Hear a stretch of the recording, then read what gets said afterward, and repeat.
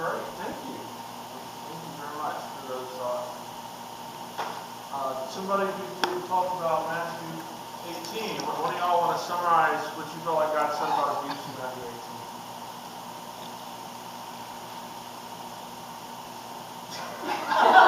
I don't want to. You guys are the biggest group of all.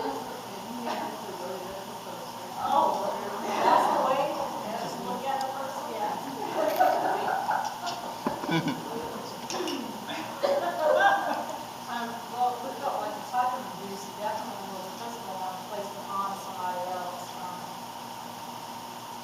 I characterize it as literally taking a child and forcing them to sin and severely. Some of them permanently on the last verse that we need to take. She's used to speaking in front of people. I lost it. They like, it's responsibility. Yes. It's talking to the abuser, not to the person who's being abused. Like saying if your hand or your foot causes you to stumble, like it's not me to keep you out. So if you're causing someone to sin, then it's up to you to make right on that. So sort of like, I think David had mentioned people who feel like it's my fault I was abused. And God's saying, no, it's not, right? It's the abuser's fault. Right? The abuser needs to take responsibility for that, their own action. Thank you. Thank you. Now we had the last group, Matthew 5. I didn't realize until I did this, we had a minister here, the music ministry, one of the preachers here. So everybody's trying to have a little help. So do y'all want to share what y'all saw, what Matthew 5 said about abuse? So I take the fact that you're both looking at me to say that I'm supposed to be more involved. How did I know? I think they discussed that it was meaning both physical and verbal abuse.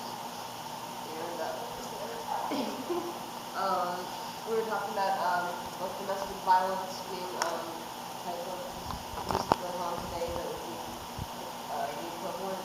Yeah. Within marriages or within households, and the fact that God made the point that anybody that even, engaged in the verbal is in danger of hellfires, like, he doesn't tolerate abuse of any of his children.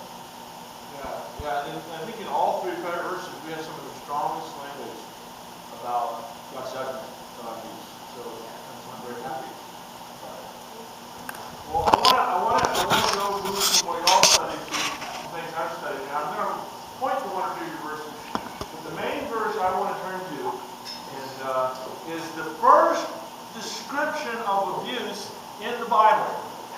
Does anyone know the first place the Bible talks about abuse? Cain and Abel. Close. You said Cain and Abel. Adam and Eve. The first reference to abuse happens with Adam and Eve. We'll go to the next slide. And I got a picture of why did God allow abuse and other evils. And I got a picture that shows all the different types of abuse which the different verses talk about. But the next slide, I want us to look, and I'm going to spend quite a bit of time.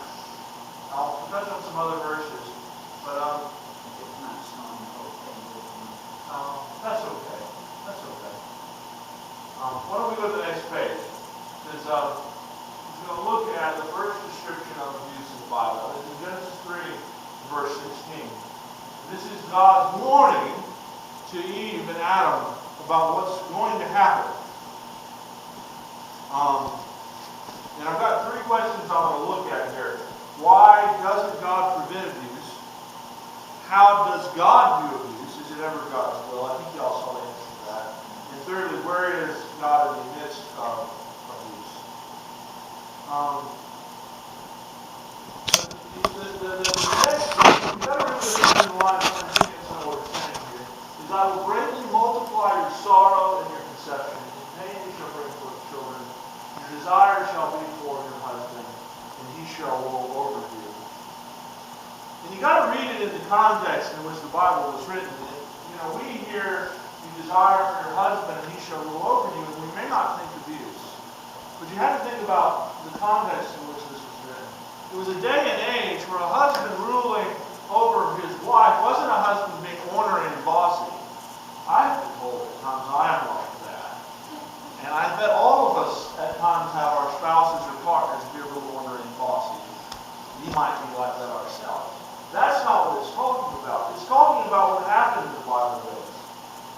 in Bible days, a man literally could go and purchase a woman like property and sell her like property. In fact, they kept something like flocks. I mean, women were kind of kept in sort of like, we have flocks of cattle, we have, or herds of cattle, we have harems of women. The man could sell the little girl to increase his business and profit. And that's how marriage worked in ancient days. So when it talks about the man ruling over the woman, this is talking about the man owning the woman like property, using her and abusing her, and beating her was accepted in ancient days. And using her sexually, Wait, interesting thing. Read the story sometime of King David and Bathsheba. We always read that story. We always read that story. I'm And we confused. read about temptation. But one of the interesting things is it says that David went into Bathsheba. It never said she said yes. And that's a pretty common thing. Now, she might have said yes. It might have been consensual, but it just wasn't the question people asked. And if a woman didn't say yes, that was abuse. Right? Now, I don't know whether she didn't say yes. But it was, women were treated like that. And the thing about this verse, when it says that her desire shall be for her husband and he shall rule over her, he will stomp her underfoot, he will abuse her. This is not saying God is okay with it. But it's at the beginning. And it's telling us where this abuse comes from. This is a verse in Genesis 3 where God begins to warn human beings what will happen if we choose to try to seek out to understand right and wrong, knowledge of right and wrong, leaving God out of the picture. And it starts out with the description, Adam, you will die, and you will work to the bone and sweat, and there will be tears, and you will not be in harmony with creation. And women will have to go through this, and children too. And God's not describing anything God wanted to do. God didn't want. God didn't do this. But it happened. And that's something I want us to be aware of. That Genesis is letting us know It seems like the God woman's only being punished. doesn't want, God doesn't He will does. abuse. Why is only the woman punished? The things it describes Not here, fair. God doesn't want. God didn't want us to be at war with creation, and we were. Just a few years ago, I don't know if you remember us being at war with creation. There were buckets and buckets of oil spilling in to the Gulf Coast, poisoning our water. Did God want that? No. Did God will that? No. Did God will the Holocaust in Hiroshima? He didn't. Not as I understand this verse. And this means, the first thing I want you to realize from this is the next slide. I want you to realize that if you experienced abuse, God didn't will it.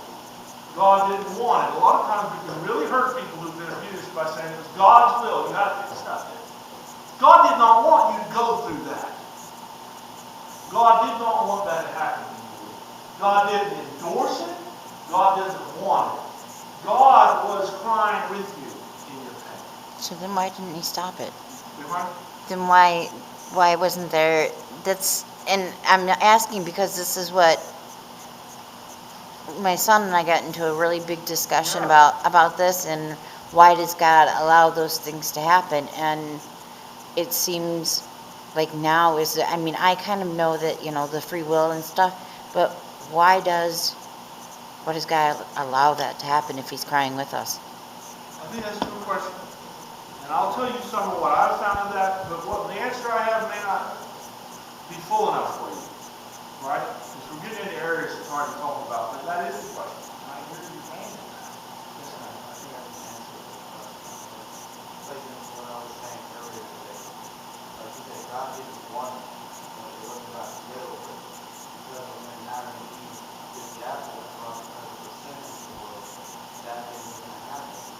No matter what. God doesn't want it to pass down the world. But because of the sin of the world, that thing is happen. And God, what he does is take those bad things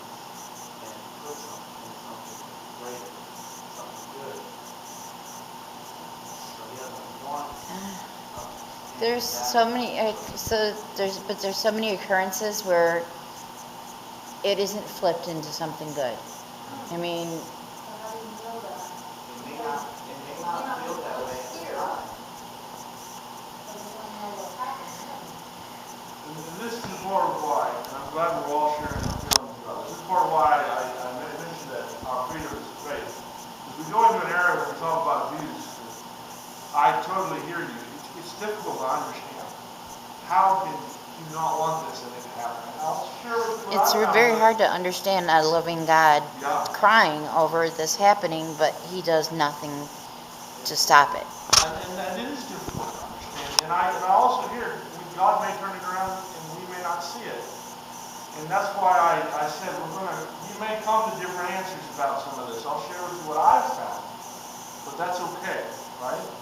Sometimes we don't fully understand. Yes, ma'am. Well, I think sometimes he does show things by, when you read things, like when you read something about like an earthquake and they find people still alive or something like that, I think that sort of is an intervention that sometimes you don't see it as bad. You know what I'm saying? Because there's miracles happening all the time, and I don't know if he's the one that's doing it or not, but that kind of shows me that he is able and that we are gonna suffer until Jesus comes back to this world. But, you know, and I think that's a lot of times why things are done the way they are. But I think if you look hard, you can find where he does emerge, I think, sometimes. Yes, ma'am. And it's horrible that I know it's possible that we had good friends who did abuse when they were growing up. And just, the only way that I can, in any manner, begin to justify it is that God has blessed mankind free will. That's the only way that I can be able to begin to put into context for this. Now, that's my personal belief that God doesn't bless mankind free will, mankind's free will, mankind, That's what I was trying to explain to Robert, but it seemed such an inadequate answer to why, because we were discussing the fallibility of God, and he didn't believe that God was infallible. And I said, God is indeed infallible. But he said, okay, then why did this happen? Why did this happen? Why did this happen? I said, well, it's free will and sin, but it seemed such an inadequate answer to him. You know, it didn't seem to be an adequate answer to answer to him, why is it that we have to view, that we view God as infallible when all this stuff happens? Okay, Sandra. Could the, I don't know if this will help at all, but could the free will thing be explained better by saying that true love doesn't force? That God's love is perfect and our love can't touch it, and because of the fact that it's perfect, his will is perfect for us, but he's not going to force us to conform to his will. He loves us so much that he's not going to make it so that we're all just a bunch of essentially mindless people walking around in a utopia. We have those choices that we can make. We have free will. We have the ability to make our lives different from what his will is for us. And make our own choices. But at the same time, even if we do make those own choices and those choices do walk out of his will for our lives, he loves us enough that whereas he won't force his will on us and make bad things never happen, he will turn them around to bad things so that something good will still come out of them. And the fact still remains is that each and every one of us are on a different path to God. Well, I'm going to start to pull us back together. I think this discussion is good. Remember I said when I began, I don't know that there